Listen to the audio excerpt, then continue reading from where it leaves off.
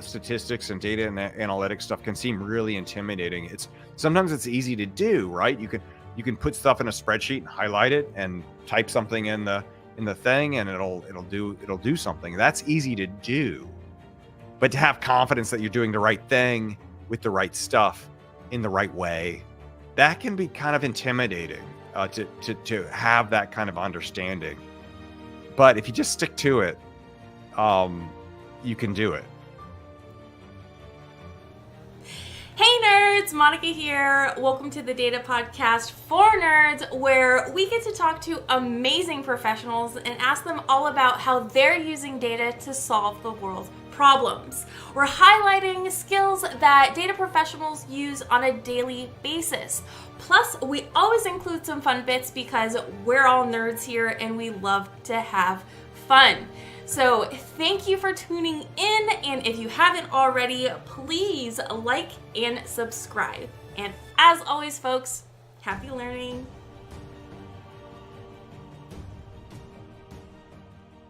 Today with us, we have the amazing Josh Starmer. How are you doing today? I'm doing great. Thanks for having me, Monica. I'm really glad to be here. Thank you for coming on the show. It's so awesome to have you and to talk with you. And yeah, I've been a huge fan of StatQuest for many years now. Thank you. We start off our episodes by understanding people's origin stories. So if you could please tell us about your background and how you got to where you are today in your career. Wow, we can go way back. I could talk all day about that. Because it's been a really long kind of business. I feel like anytime at least for me, YouTube was never something that I dreamt of doing when I was a kid. It was never the plan. And so it's just sort of a weird, twisty, turny thing. But for me, I had a really bad statistics class. I guess that's what started it all. I had a couple of really bad statistics classes. In fact, every statistics class I've ever taken has been pretty traumatic and rough and just the worst. But for some reason, I love statistics. That doesn't make any sense at all, but it's totally true. I had some terrible classes, but something early on clicked, and what clicked was this concept of variation, and it was like it had a profound effect on me. And it's one of these things where I guess I'd grown up in a very narrow sort of mindset and a very narrow sort of world in a lot of ways. And learning about variation just opened my eyes to the world that we actually live in, where every tree has a different number of leaves. Every time you order French fries, you get a different number of fries. Everything's different all the time. And I guess I'd never really thought about that. And so there's a very kind of like Zen sort of realization that there's this thing called variation, and it's what we live in. And so I fell in love with that. And I just wanted to start like doing little things around like the house, like cooking a loaf of bread and seeing how it's different every time I cook it and trying to quantify it. Is it bigger? Is it smaller? Is it crustier? Is it lighter? Is it browner? I was like, oh, there's so many things. And what statistics does is it comes up with a way to quantify that variation. And not only does it put a number on it, it uses that number so that we can make a good decision. And I just thought that was the coolest thing ever. And so I felt like there was something enlightening to be had with understanding statistics. I just had to find a different way to do it other than taking classes because I wasn't getting anywhere with those. They were so complicated and it was just, I could not follow anything. I just remember being completely lost, never understanding it. And at best, I memorized a bunch of stuff. Like I memorized how to do a t-test, and I memorized how to do an ANOVA and a couple other things that I just memorized, but I had really no concept of. And what was funny is because I knew how to do these things, didn't I didn't have a deep understanding of them, but I knew how to do them. I could do a t-test. I could put stuff in Excel. I could highlight it. And then I could say, do t-test. I could do these things. And I had a vague sense of what a p-value meant because I had those skills. We'll call them, we'll put quotes around that. We'll call them skills with the quotes around it because I had those skills. I got a job doing it. and the funny thing is then I really had to figure it out. So I spent a lot of time outside of work thinking about it, a lot of time in work thinking about it too, because I wanted to, I wanted to understand it because I fell in love with statistics. But the other thing that my job was in a laboratory, and they taught me how to do experiments. And this had also a profound effect on my relationship with statistics as well. They taught me how to do experiments, and when I started doing experiments, I realized how difficult it is to get data. Before that, data was just abstract numbers on a spreadsheet. Um, they could be anything. Who cares? They're just numbers. Blah blah. Someone typed them in. Not a big deal. Well, it turns out like every single one of those numbers is like fought over and sweated over, and like tons of money is spent, tons of time. Grad students spent 2 years working on that one little number. That kind of thing. By learning how to do the experiments, I realized how much work it takes to collect data. And once I realized that these guys were working late hours, they were coming in on weekends, they never had vacations. They were doing everything they could to collect these incredibly small and meager data sets. But it was everything they could do. They'd been working at it for years.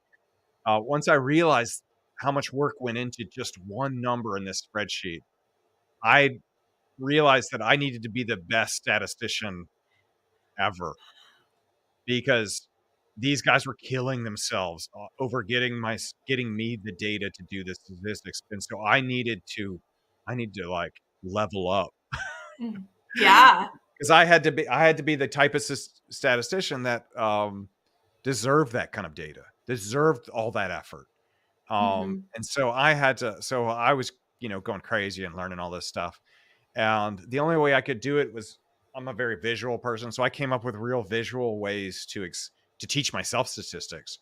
Okay. And it made me a good statistician, and because once I could see it, it became very intuitive. Instead of being just a bunch of equations that were very complicated and difficult to memorize, once I could draw pictures of it, I could derive all the equations myself. It became really easy and obvious to me, which is a weird thing for anyone to say about statistics because it's so backwards. But for me, I was like, I get it. And, and then I'm also one of those guys that like, I get excited about stuff. And when I learn something new, I just want to share it with everybody because I just think it's the greatest thing ever. And Yeah. I guess the statistics thing had been festering inside of me for a long time. I was like, oh my gosh, I've loved statistics for a long time, but now I know why. And now I'm really good at it. And so I start making YouTube videos because I was so excited about it. I wanted to teach everyone around me. And that's sort of like, in a very condensed sense, that's how I ended up, where I am right now. There's lots of, little details in there, but the general sense was, sooner or later those it was my goal to sort of like teach other people but also teach myself statistics, and in the process I made these YouTube videos that caught on, which was really awesome, and now I get to do YouTube all the time.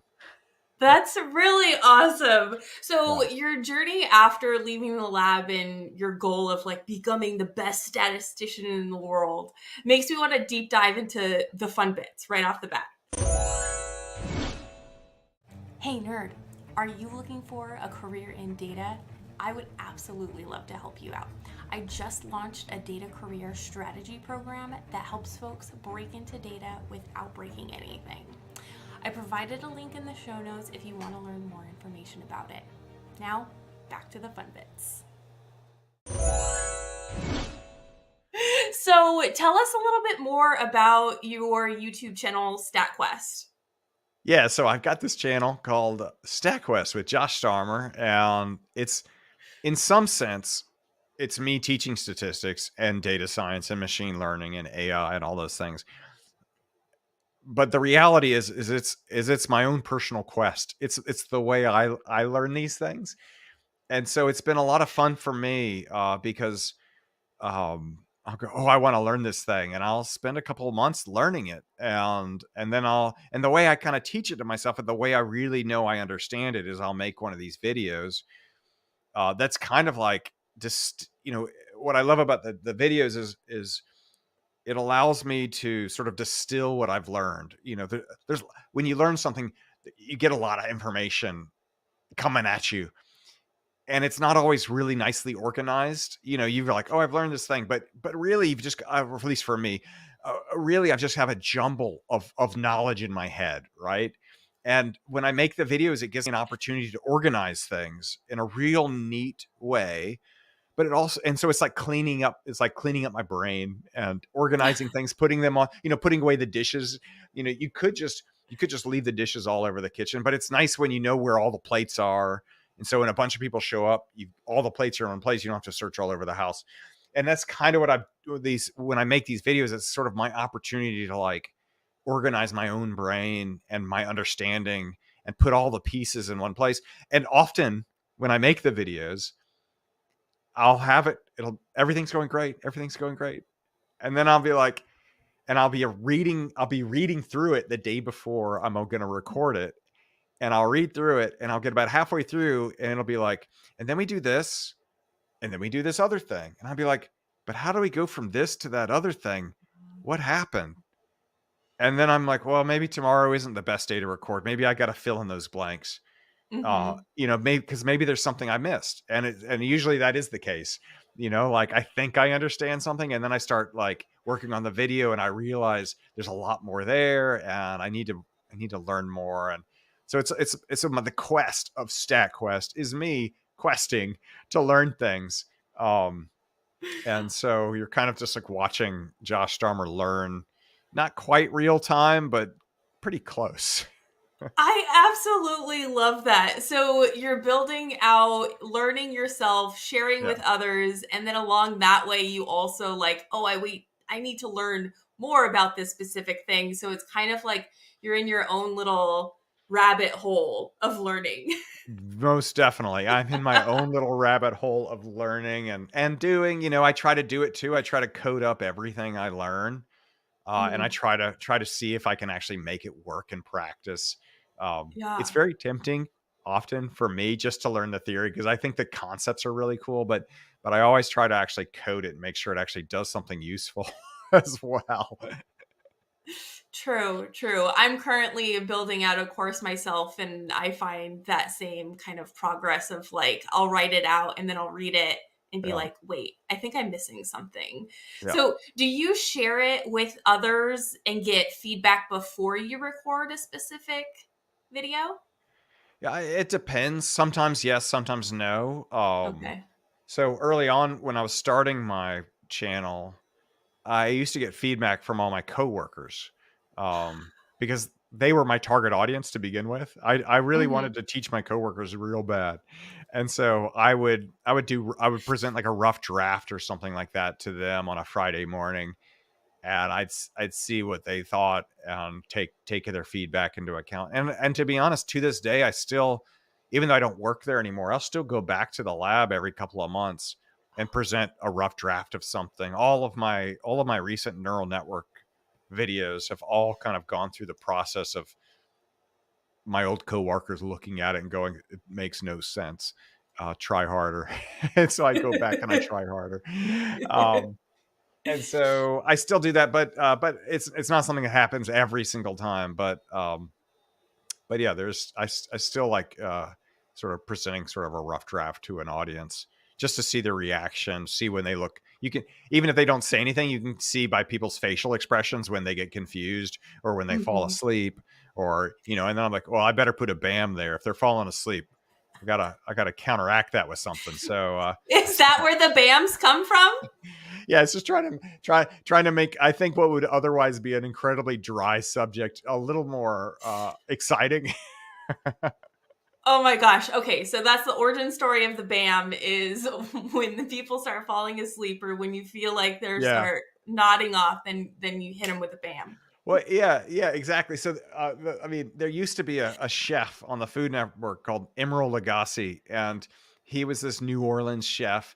And I mean, when I grew up, cooking shows were really boring. The Food Network didn't exist. They weren't like all punched up and exciting. I mean, you could watch Julia Child and it'd be cool, and you'd learn a lot of stuff, but they weren't really big on like the entertainment side of cooking. Uh, when there was entertainment, it was more like unintentional entertainment. But Emerald shows up and he's got a jazz band, like hyping him up and playing and warming up the audience. I'm like, that's a cool idea.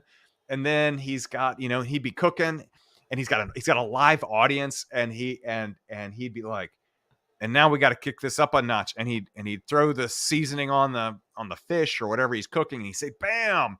And I was like, what a great way to get people involved and excited about this. I mean, he's just cooking.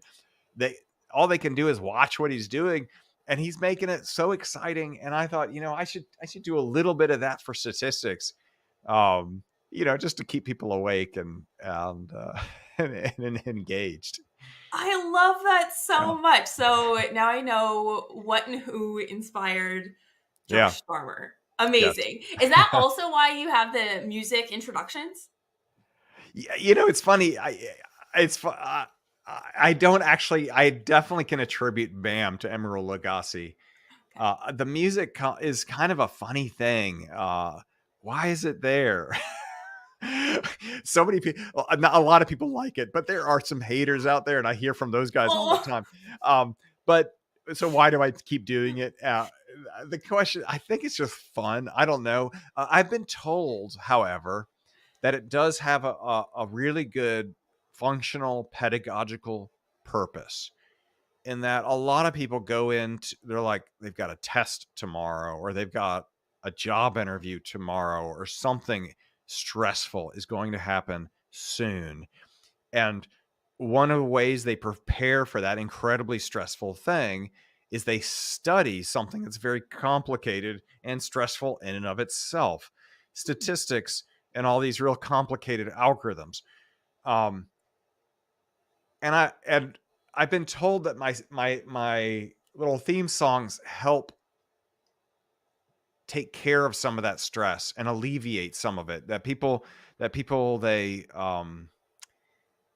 hear the song and they go, well, maybe this won't be so bad. And so I kind of do it for that. And it's funny because it used to be my songs were completely abstract and just about whatever I was thinking about. And now I've been trying to make them, I've been trying to make them a little bit more focused on the topic, have reference something that we're going to cover in the next 10 to 15 or 20 minutes.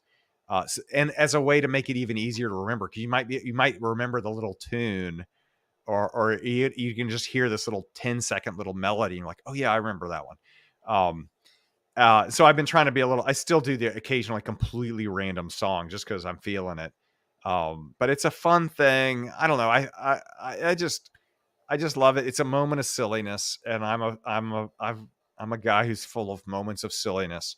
And so it's a way that I can kind of express myself and get that out of my system real early on, before we yeah. dive into the seriousness.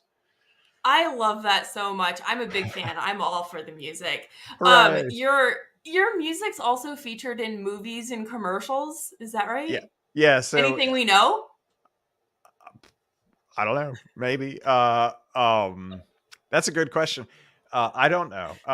But I will say, yeah. So that's one thing I think is kind of funny is, a lot of people know of me as a a composer of very silly songs, and I do compose silly songs. But I've got a degree in music. I've been playing music my entire life, and for a while I was a professional cello player.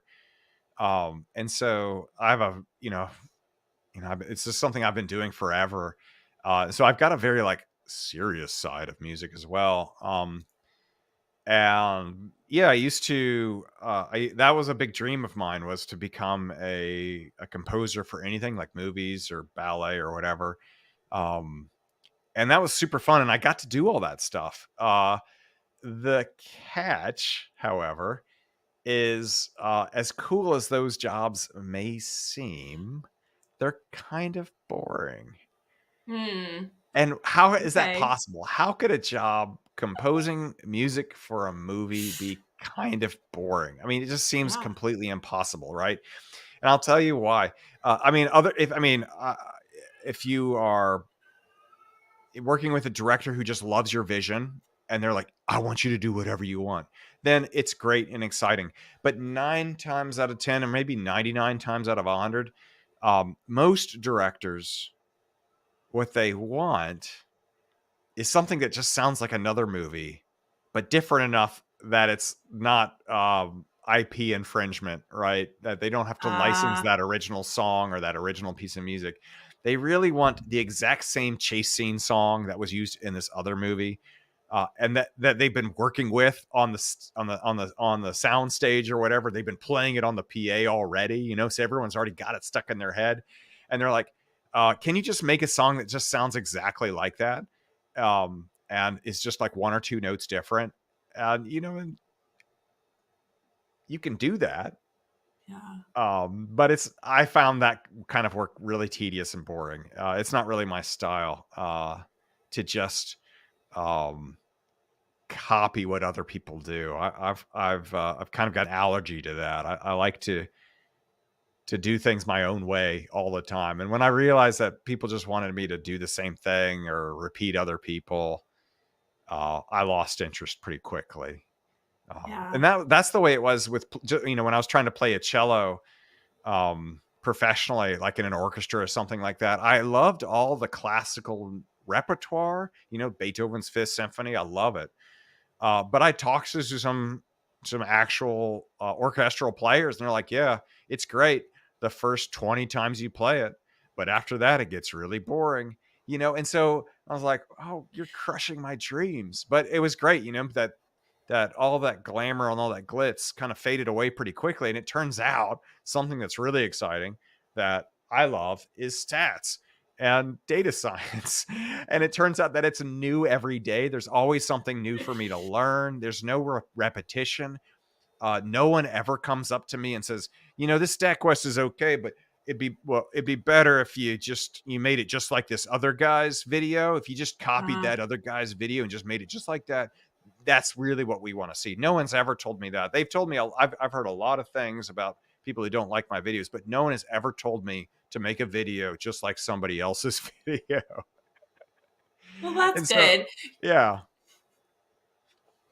You also found your specific niche too, because you you're very down to earth and explain everything in a way that everyone can, learn along with you. And so it's not so intimidating when you get into a specific subject and you're like, I know nothing about this. It's like, that's okay. Let's all start from ground zero at the same Yeah, place. because that's where I'm starting. Yeah. Yeah. Yeah. Uh, And I've seen that you've kind of like ventured into more stuff related to AI mhm. most recently. How Yeah. was that kind of progression, and how did you start learning stuff in that area? Yeah. So I started off doing all statistics all the time, and that's where the name StatQuest came from. However, golly, maybe 6 years ago, I was at a conference, and some guy was like, "Do you know what a random forest is?" And I said, "No, I've never heard of that." And I said, "But I tell you what, I'll see if I can figure out what they are, and I'll try to teach you what they are." He specifically, he'd read this article. It was a bunch of a German research group, and what they were doing is they were They were measuring volatile compounds that people emitted while watching horror movies. Like you sweat and you have pheromones and things like that coming out of your body. And they were measuring all these things and they were analyzing their data with a random forest somehow and classifying things or structuring the data somehow. And so it sounded like a pretty cool research project to me. So I thought I would learn about it. And that started me on the path of learning about machine learning. And then neural networks have been something that I'd heard about ever since like I was in college, and they'd always intimidated me because one, I was really bad at statistics back then, and I remember being in the hallway outside of a classroom, and these two guys were talking about neural networks, and they were being really snooty about them. They were being like, neural networks, they're just a bunch of weighted non-linear regressions.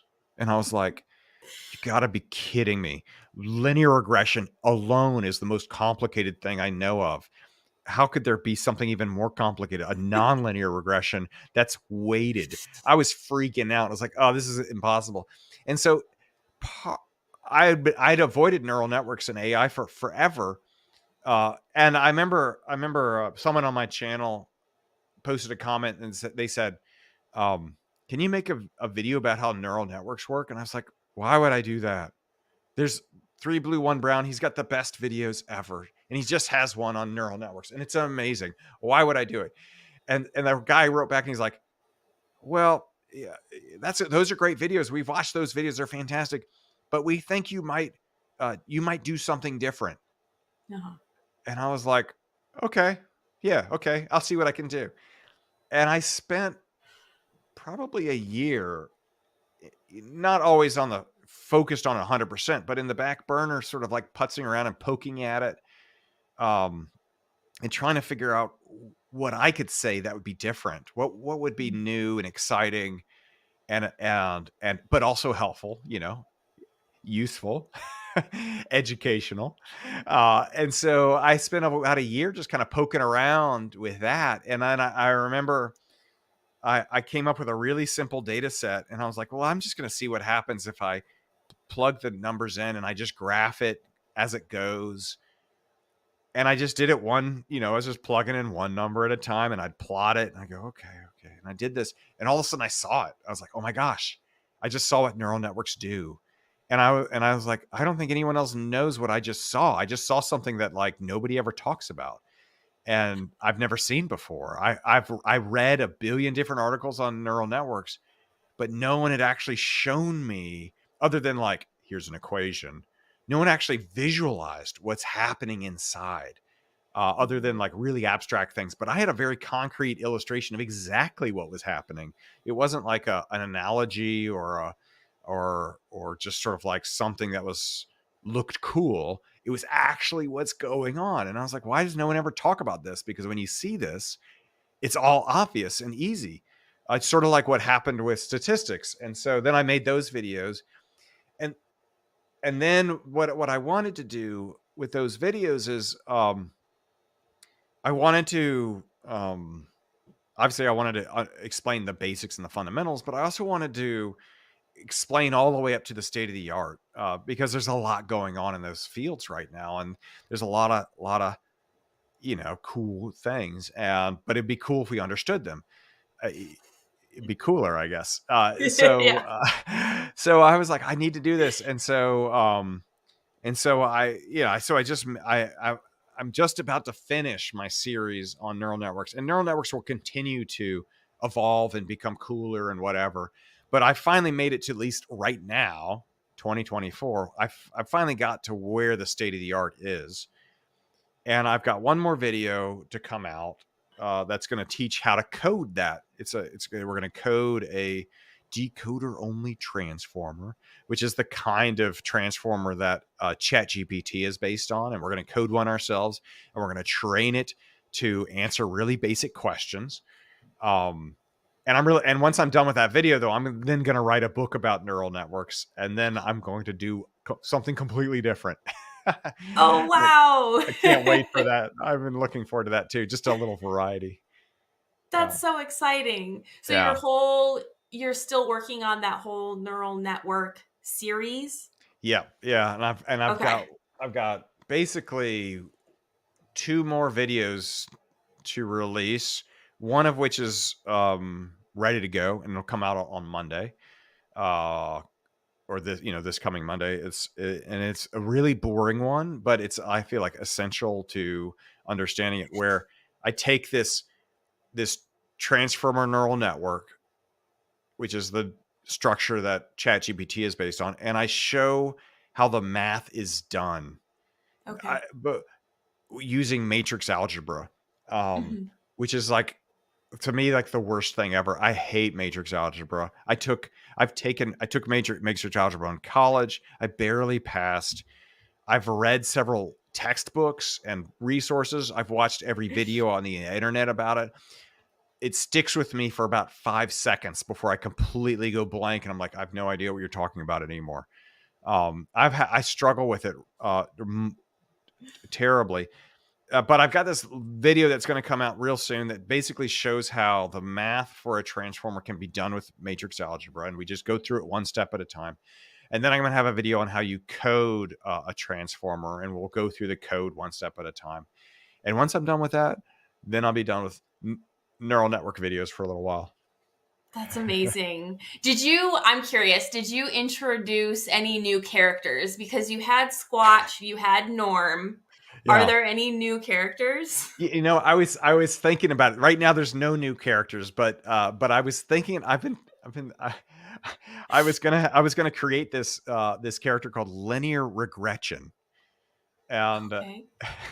and and and I was working on some graphics, but I really couldn't come up with anything really good. So I might have to give a pass on Linear Regression. Okay. And but that's I've been working on it. I'm always open for new ideas, and so when I go for jogs, I try to think of silly things that I think would be fun. I really like those. I hate to ramble so much, but I really love those characters though, because I don't know, they make it easier to teach because they can ask certain questions that would be hard to address otherwise. Squatch is good Mhm. at just showing up and being like, "Hey, this doesn't make any sense," and and it's like, okay, Squatch, I'm glad you said that, because let's clarify, and it's like Yeah. it gives me an opportunity to kind of dive in a little deeper. So I'm a big fan of Squatch, and Norm's always helpful. Mhm. Yep. I like that type of teaching though Yeah, because makes me feel more involved in the process other than just having the professor instructor just yeah, like talking at you, right? yeah, You have a whole interaction, you can follow along, there's a story, there's interesting data that you're looking at. yeah. So, I'm a huge fan. Yeah, it's tried and true. It's not that I was being trying to be manipulative or anything like that, but this sort of like inventing characters to drive a narrative, to tell a story, and to ask questions, and to say, hey, I thought you said this, but shouldn't that mean this? And like and participate in this sort of an argument that goes all the way back to the Greek philosophers, um, where that's how they would try to teach philosophy, is they would have these characters in their treatises that would be like, one would be sort of the the enlightened one on the hill, and the other one would be sort of a student constantly pelting the enlightened one with questions that the reader themselves might have. And it's tried and true, and I actually really like that Stat Squatch and the Normal Saurus fall into this sort of long history of using sort of side characters to teach complicated and difficult topics. Yeah. Yeah. Yeah. It's fantastic. Yeah. This Yeah. has been wonderful. Do Hooray. you have any other recommendations out there for the listeners? I well, me. I have a new podcast that I'm really excited about. I hate to advertise my podcast on your podcast. No, do it. Yeah, so part of StatQuest is my quest, and I love learning. And just like, sort of like this podcast is a way to learn about what other people are doing. But one thing I used to work in a lab, and I used to know exactly what people were doing with their data analysis. Because I was doing it for them, with them, together, and so we all knew what was going on. But now that I do YouTube full time, I'm le- I'm and this is unfortunate. I'm less involved in the actual practice of data science and the actual practice of statistics and the actual practice of AI, and that is troubling to no end to me. I don't want to be that removed, and so one of the ways I'm one of the ways I stay involved is I do go back to the lab. I keep up with a lot of the people that I used to work with, and I listen to their lab, and we talk about it. And so I'm still thinking about data. But the other thing is this podcast allows me to interview people that are doing statistical analyses and learn about what they're doing and how they're doing it on a fairly regular basis. And so it's my way of sort of like staying involved and staying in the game, and not just being some guy on a hill that's like spouting off weird theory that may or may not be relevant to people's lives. So that's what. So I've got this podcast called Human Stories in AI, and that's it's maybe you'd be interested and maybe you wouldn't. For me, it's a way of just learning what people are actually doing and how they're doing it and how they learned what they learned. It's a lot like this, but a little different, I guess. Yeah. And I love it. So that's something that I would recommend. If you like this podcast, you might like mine too. I do. I've seen a couple episodes so far. I'm enjoying Right. it. Right. That's awesome. Yeah. How about any other words of encouragement or takeaways for the audience? Yeah. So one thing a lot of people don't know about me, I know we've talked about how this is my journey, this is my quest to learn all these things. And so it's obvious I wasn't born knowing all these things. But a lot of people, I think, assume that it's easy. It's easy for me. And it's really hard. And it's so hard that I do go through a lot of self-doubt. Like maybe this is the stat quest that I never finish. And I'm going to be honest, I actually have stat quests like that I've just had on the back burner for years. There's some topics I haven't been able to crack. And so I guess my word of encouragement is it's hard, but you can do it. I have to tell myself that it's hard. Just keep trying. And not everything works out, but enough stuff does that it works out, right? Overall, right? And I know a lot of statistics and data and analytics stuff can seem really intimidating. It's sometimes it's easy to do, right? You can put stuff in a spreadsheet and highlight it and type something in the thing, and it'll do something. That's easy to do. But to have confidence that you're doing the right thing with the right stuff in the right way, that can be kind of intimidating, to have that kind of understanding.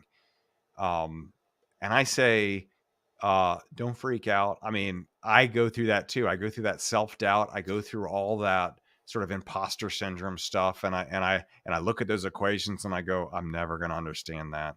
Um, but if you just stick to it, um, you can do it. Is that helpful?